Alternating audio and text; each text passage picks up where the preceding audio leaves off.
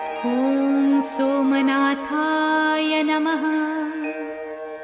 ॐ मल्लिकार्जुनाय नमः। ॐ महाकालेश्वराय नमः।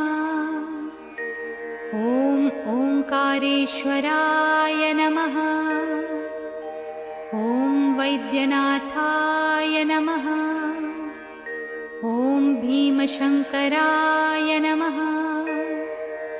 ॐ रामेश्वराय नमः। ॐ नागेश्वराय नमः। ॐ विश्वेश्वराय नमः। ॐ त्र्यम्बकेश्वराय नमः। ॐ केदारेश्वराय नमः। ॐ भुस्मेश्वराय नमः।